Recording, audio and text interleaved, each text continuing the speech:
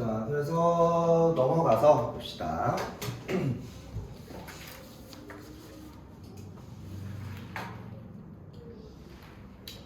자, 다음 물건은 우리 해수의 표층순환, 풍성순환이라고 할 겁니다. 우선 여기에 풍성이란 말이 들어가는데 이게 뭐랑 걸려 있을까요?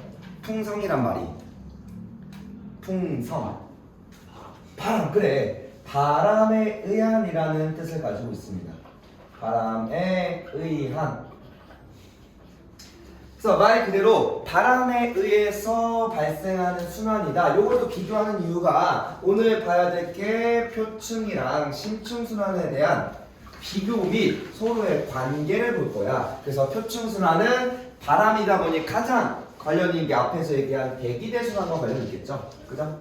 대기대순환에 대한 잠깐만 된다. 미안해. 그 대기대순환에 의해서 이걸 우리가 표층순환이라고 할 겁니다. 미안해요.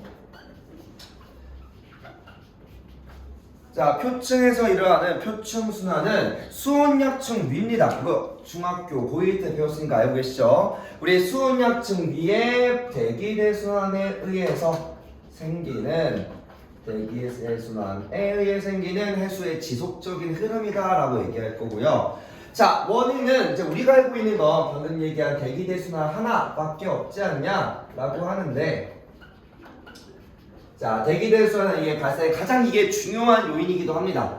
대기대순환에 의해서 발생하는 첫 번째 요인과 더 나아가서 더 이제 얘기할 게 우리 아까 요 대기대순환만 따지면요, 바람이 어디로만 불어? 이제 무역풍, 평서풍, 극동풍이니까 아무리 북동, 남서라고 하지만 대부분의 계열이 동풍, 서풍 계열이죠. 그래서 동풍과 서풍으로 의한 동서의 해류와, 그리고 얘네가 쭉 동해에서 서로 가다 보면은 뭐를 만날까? 적도에서 흐르다 보면 결국 계속 바다를 무한히 갈 수 없잖아. 가다 보니까 어디가 만나?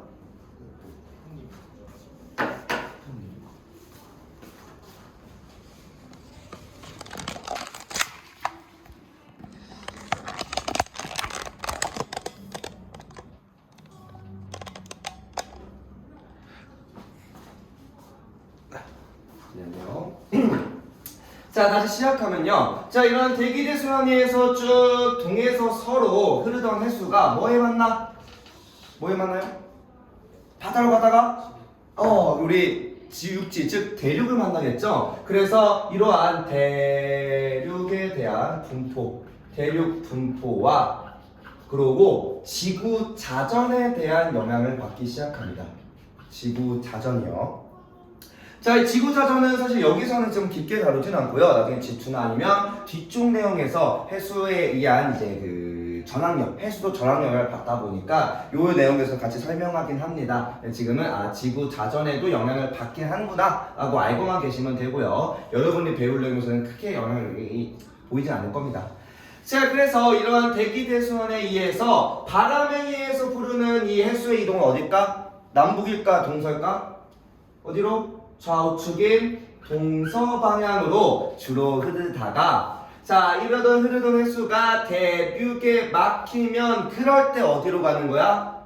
남북으로 가는 거죠. 그죠? 남북으로 이동하게 됩니다. 그래서 이 남북으로 이동한 이 해류를 우리가 뭐라고 불러? 남북으로 위도 간에 흐르는 해류를 우리가 한류난로라고 부르게 되죠. 그죠? 그래서 원래는 대기대순환에 의해선 동서로만 흘러야 되나 대륙 분포, 수륙 분포로 요 한류, 난류까지 같이 흐르는구나. 자, 우선 요거 한번 쭉 채워볼까요? 우선 이제 다 외운 거는 이제 학교마다 좀 차이가 좀 있긴 한데, 그래도 최소한 좀 잘리겠지만 우리나라에 영향을 미치는 해류 정도 꼭 알고 계셔야 됩니다. 자, 첫 번째 요 적도를 기준으로 이 적도 요렇게를 기준으로 0에서 30도에서는 지금 다 뭐야? 동풍 계열의 바람이 불고 있죠. 그죠? 그러다 보니까 요 위쪽에 동에서 서로 바람이 불며 흐르는 해류, 요걸 적도 위에 우리 북적도라고 해서 북적도 해류다라고 부르게 될 겁니다. 요 정도까지는 알고 있으시라. 자, 북적도 해류가 쭉 서쪽으로 가다 보면은 요 유라시아 대륙을 만나서 요 위로 올라가기 시작합니다. 이거 우리가 뭐라고 하지? 이거는 우리가 중2 때부터 배워왔어. 요걸 우리가 쿠로시오 쿠로시오 해류다라고 부르게 되고요. 그리고 이 쿠로시오 해류가 30도선, 요 30도선을 넘어가면 이제 바람 풍향이 바뀌죠. 여기는 또 편서풍대다 보니까 서에서 동으로 이동하겠네. 그래서 이때를 우리가 북태평양 해류다라고 부르게 될 거예요.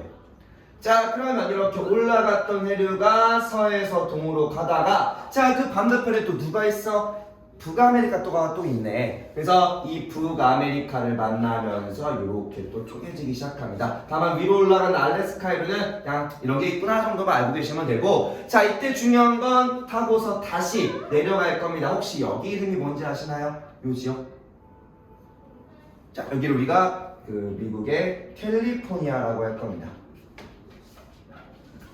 대부분 해당 지역의 지명을 좀 따오다 보니까 말 그대로 캘리포니아 해류에 영향을 받는다 라고 같이 얘기할 거예요. 자, 그러면 이렇게 돌다 보면 북적도, 쿠로시오, 북태평양, 캘리포니아까지 해서 다시 원점으로 돌아온 거죠. 그럼 이때 하나의 큰, 한 0에서부터 60도 사이에 큰 순환류가 하나 만들어지네. 이걸 우리가 뭐라고 할까? 이걸 이제 우리가 아열대 순환이라 부를 거고, 방향으로는 무슨 방향이에요? 시계, 반시계? 시계로 돌죠. 순환이다 보니까 어떤 원형의 형태로 회전하는지도 자주 꼭 물어봅니다. 자, 그러고서 얘랑 같이 조금 더 외워둘게. 이제 자주 나오는 게 여기까지가 이제 멕시코란 말이야. 멕시코 안에 요 부분을 멕시코만이라고 불러요. 멕시코만 매우 따뜻하고 이거 되게 따뜻한 지역인데 이름이 같이 기억 안 나네. 어쨌든 요 이제 이 멕시코만에서부터 고위도로 올라가는 멕시코만류라는 게 있습니다.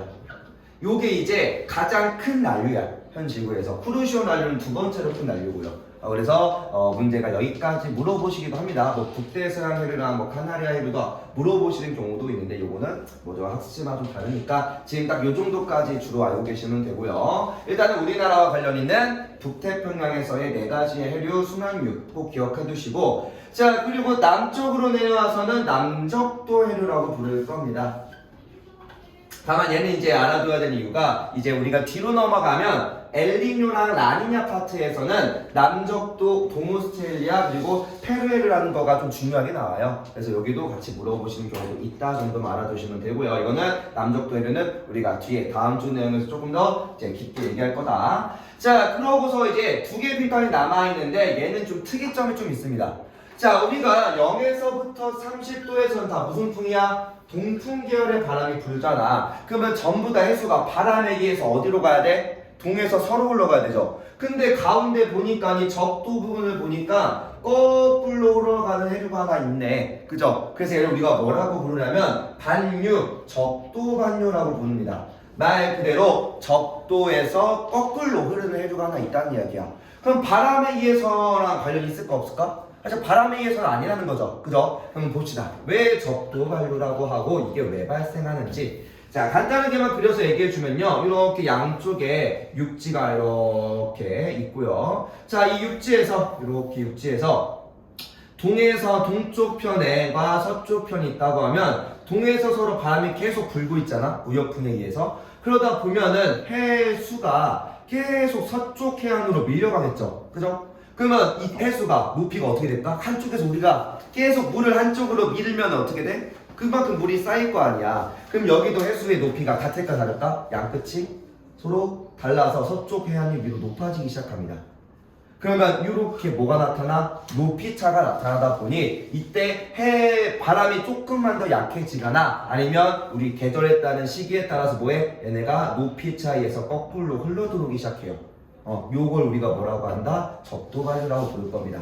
그래서 북적도와 남적도 사이에 이때 또 더군다나 완전 0도 플러스 마이너스 5도 이 0도 부분, 이 적도 부분은 또 뭐가 약해? 전압력도 약할 뿐더러 여기는 그냥 상승기류만 있다 보니까 풍향이 좀 약해지겠죠. 그죠? 그러다 보니까 이때 가운데서 경사 또는 높이차에 의해서 반대로 서에서 동으로 흐르는 거꾸로 흐르는 반류가 하나 존재한다라고 얘기할 겁니다. 요것 때문에도 요거 적도 안에서도 해수가 순환하기 시작해요.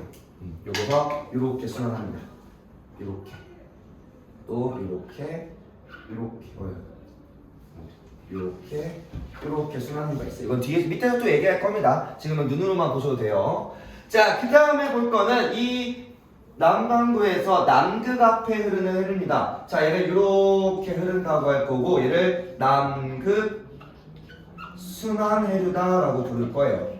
자, 남극 순환해류는 이미 이름에 순환류라는 말이 붙어 있고요. 그리고 얘는 지금 뭐야? 서에서 동으로 흐르고 있으며 지금 일단 남극의 육지가 이렇게 분포해 있어요. 좀 대략적으로 그리긴 했지만. 자, 그러면 이 남극 앞에가 뭐야? 거의 60도 부근 앞이죠. 그럼 얘는 무슨 풍 영향을 받을까?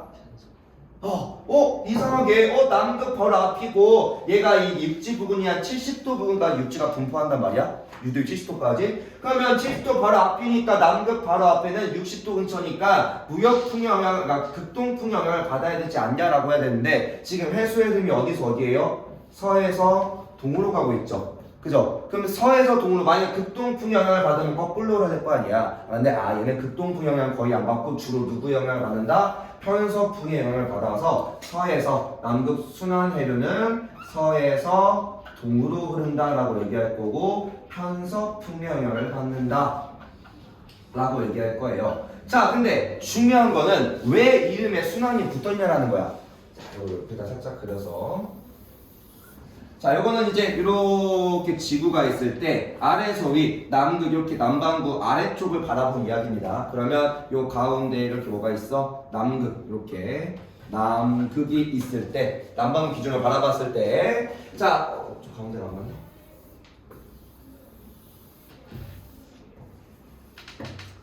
남극. 자, 그러면 여기에 이렇게 그림이 좀 안 예쁘지만 이렇게.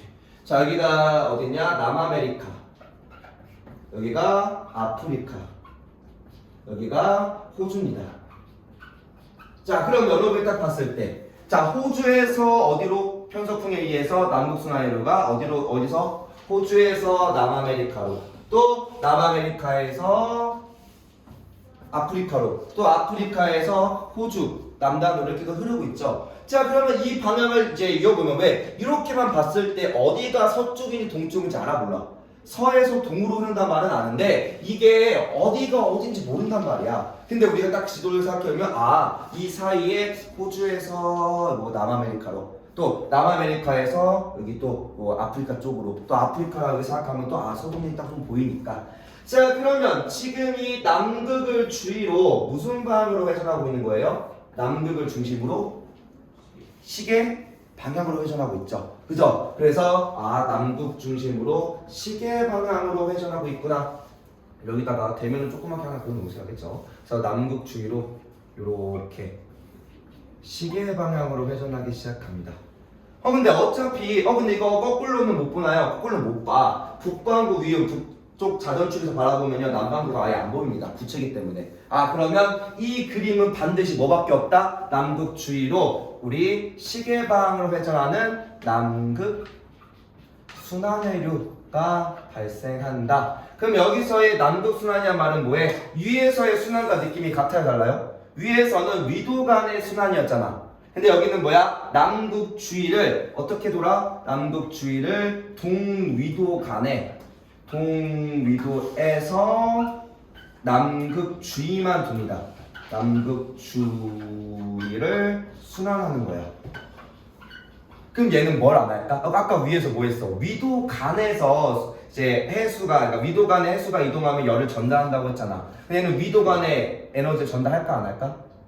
안 하고 남극 주위로 돌겠죠. 그러면 남극 주위에 해수가 고립된 상태로 매우 차갑게 유지가 되니까 남극 주변의 바다가 수온이 어떨까요? 비교적 매우 낮게 나타나겠죠. 그래서 남극 주변에서의 결빙이 더 잘 일어날 수 있게 하는 중요한 요소 중 하나입니다. 알겠죠? 뭐 좀 더 사회학적으로 얘기하면 이제 과거에 탐사하려고 했을 때 이 해류가 너무 강하다 보니까 여기서 출발해. 도착하면 어디야? 여기야. 바람의 해수가 너무 빠르다 보니까 뭐 이런 것들도 있긴 했었습니다. 과거에. 또 넘어가면 또 바람도 바뀌고요. 해수는 흐르고 있지만 어쨌든 이러한 내용들이 있었다 정도만 알고 있으면 되고요. 자, 밑에서 한 번 더 강조할 겁니다. 일단 특이점이 있는 건 여기 4개 순환을 가급적 외워두시고요. 그리고 적도 반류라는 개념과 남극 순환 해류가 가지는 의미들을 꼭 기억해 두시기 바랍니다. 자, 넘어가세요.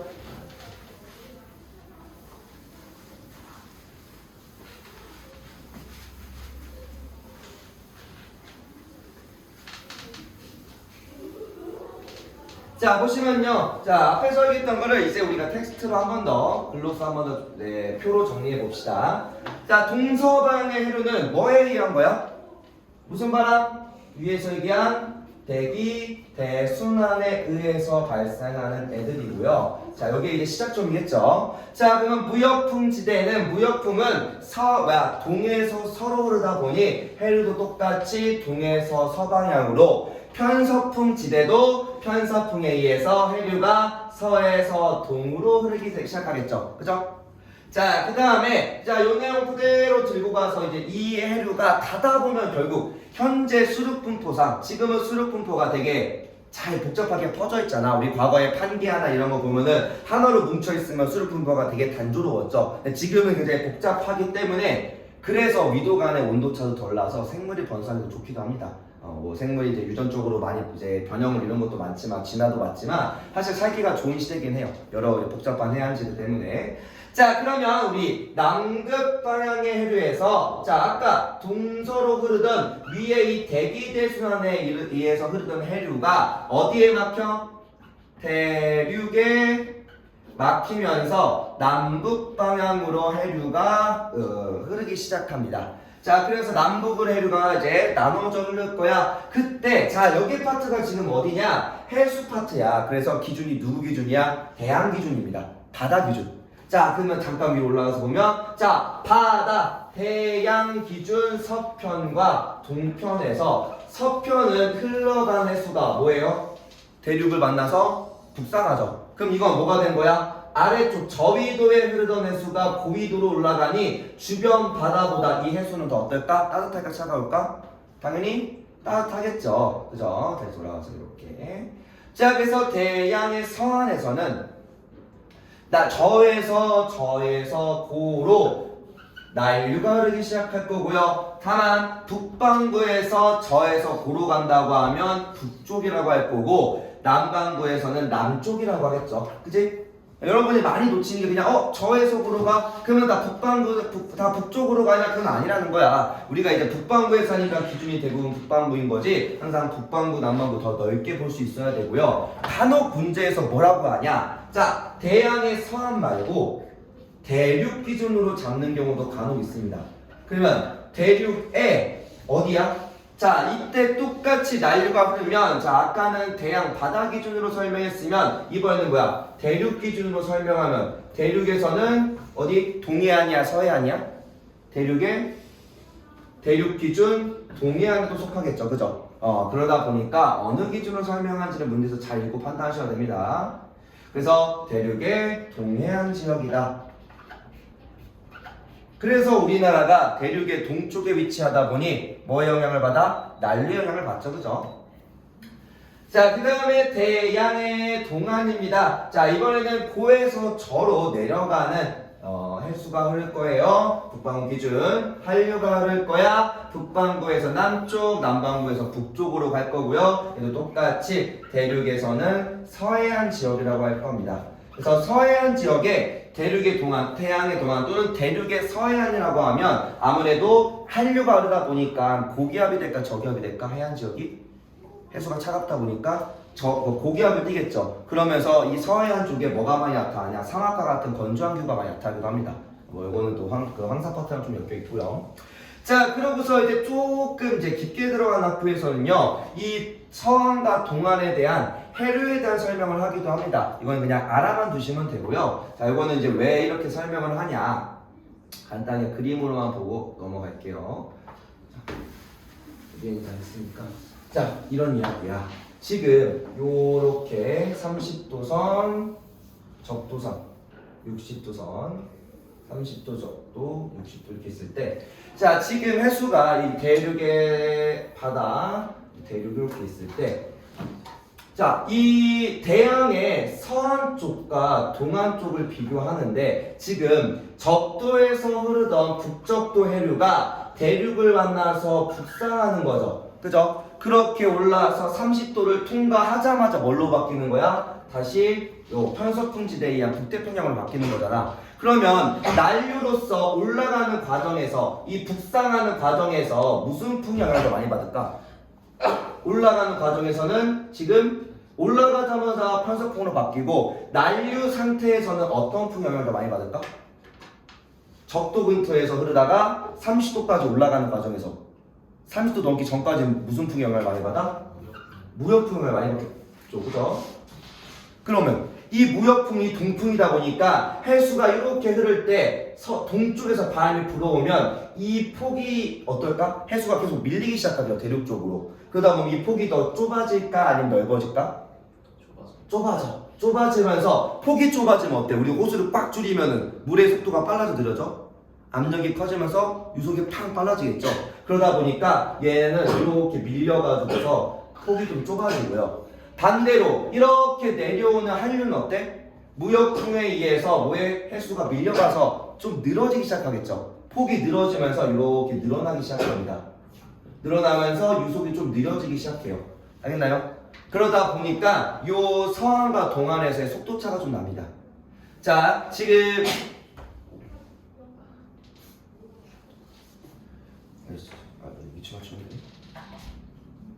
자, 서안과 동안은, 자 대양의 서안에 흐르는 해류는 폭이 비교적 좁다라고 얘기할 거고요. 좁고 유속이 어때? 비교적 빠르다라고 할 겁니다.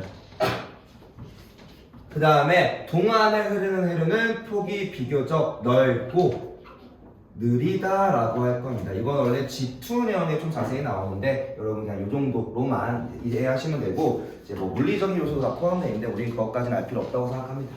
자, 내려와서 풍표층 순환에 대한 이야기고, 아까 말한 이제 앞에서는 해류를 본 거고요. 그러한 해류를 엮어서 순환류까지 다 같이 볼 겁니다.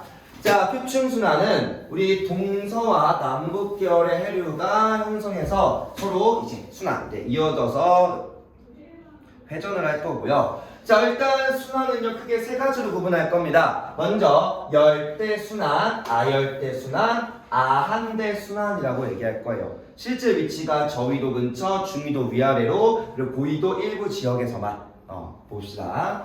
자, 첫 번째 이야기는 열대순환. 순환은 한 번만 적을게요.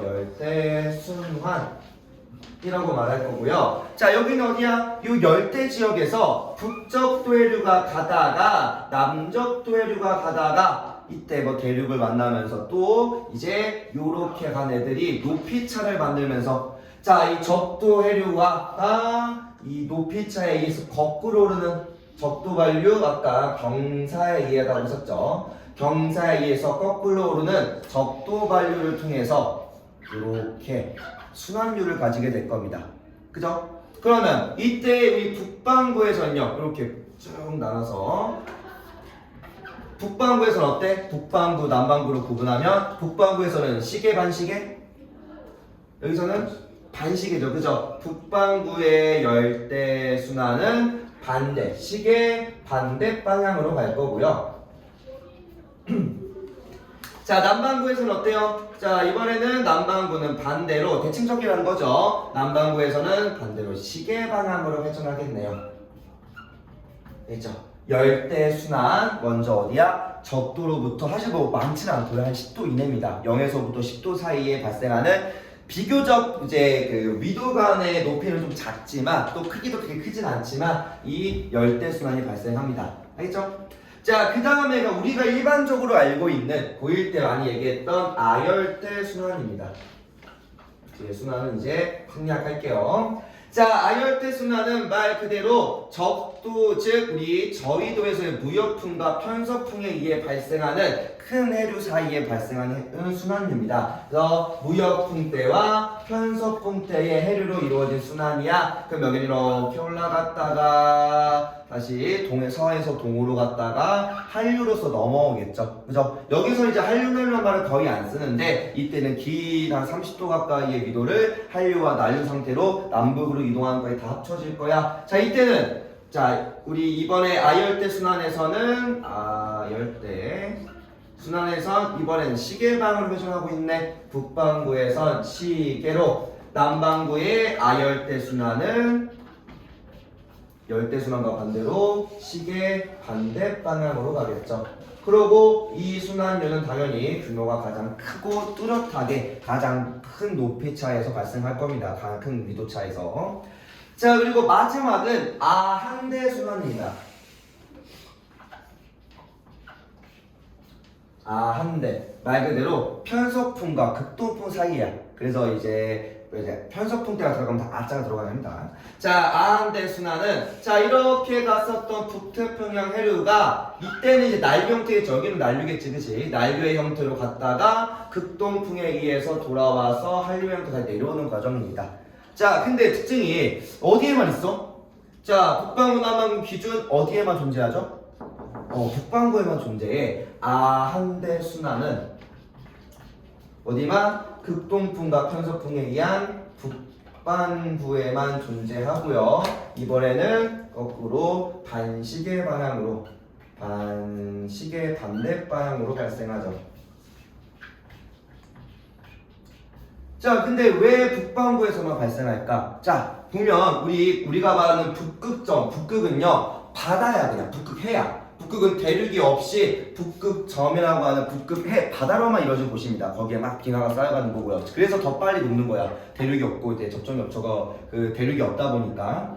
자, 그러다 보니까 여기는 조그맣게 요나 여기 위적 특정 지역에서, 특히 여기 지역에서 아한대 순환이 일부 발생할 수 있어. 근데 우리 남반구의 남극 앞에는 어때요? 전부 다 대륙으로 막혀 있어서 극동풍에 의한, 그러니까 극동풍에서 이렇게 불어서 무언가 순환류가 나타날 만한 공간이 있어? 없어? 없어요. 그래서 이거는 수륙분포 때문에 발생한다라고 생각하면 되고, 여기는 남반구는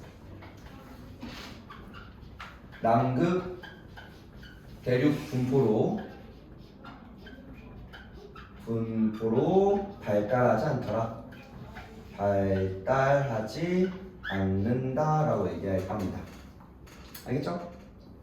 이렇게 기억하시면 되고요. 그래서 북반구에만 존재하더라. 그러니까 극동풍에 의한 해류가 거의 없다고 생각하지 않나요? 존재하지 않는다 생각하시면 되고요. 대신 여기 남반구는 아한대 순환 대신 다른 순환류가 하나 붙어있죠. 그래서 남극 순환해류라는 게 존재하고, 얘는 남극 주위만, 어디만? 이 남극 순환해류는 남극 주위만,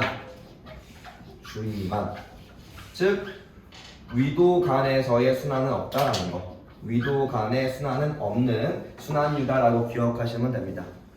알겠나요? 자, 그래서 적도리 경계로 북반구 남반구의 표충순환 분포가 어때요? 대칭적으로 발달했다라는 게 특징 중 하나입니다. 그리고 넘어갑시다.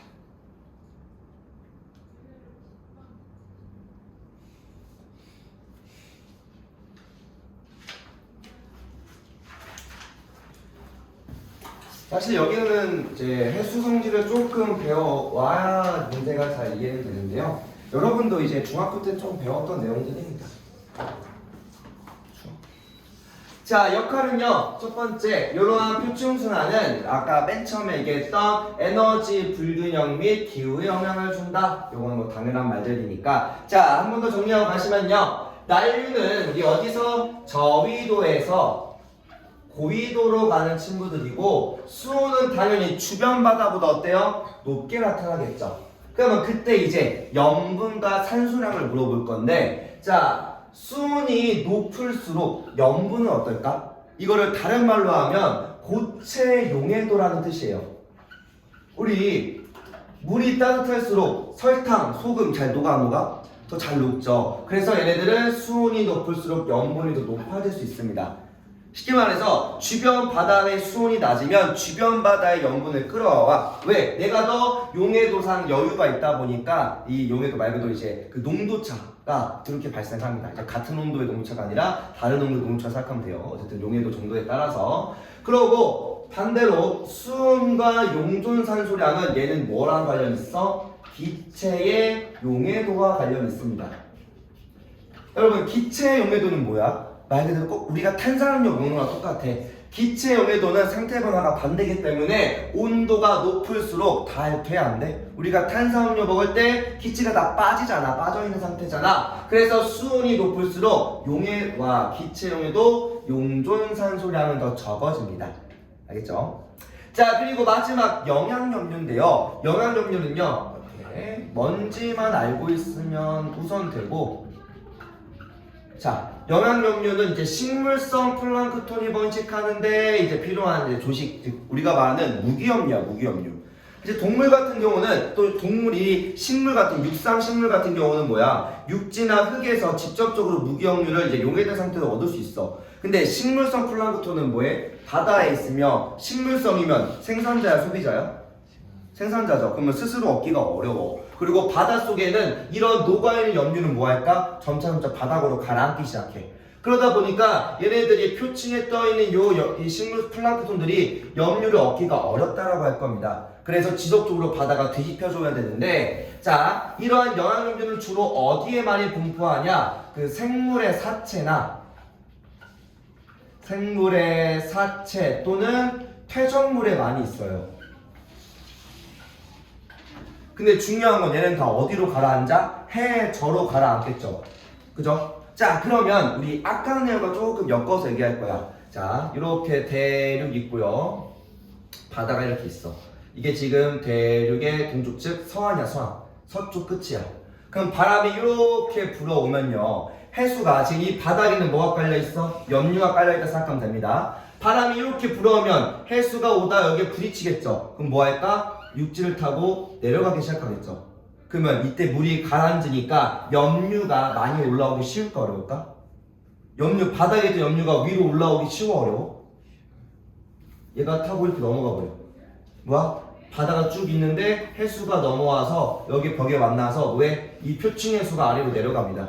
그럼 염류가 거꾸로 올라오기 쉬워 어려운 파트입니다. 반대로 대륙의 동안은요 이렇게 돼 있어요. 지금 동쪽은 바람이 이렇게 불겠죠. 그러면 해수가 바깥으로 밀려나기 시작합니다. 그럼 여기 해수가 비겠네? 이 빈 해수를 채우려고 뭐해? 아래에서 위로 올라가요. 이거 우리가 예전에 엘니뇨에서 배웠던 이걸 용승이라고 부르고요. 요거를 침강이라고 얘기할 겁니다. 뒤에 넘어가서 잠깐 얘기할 거고요. 이거 사실 다음 주 내용과 좀 관련 있어요.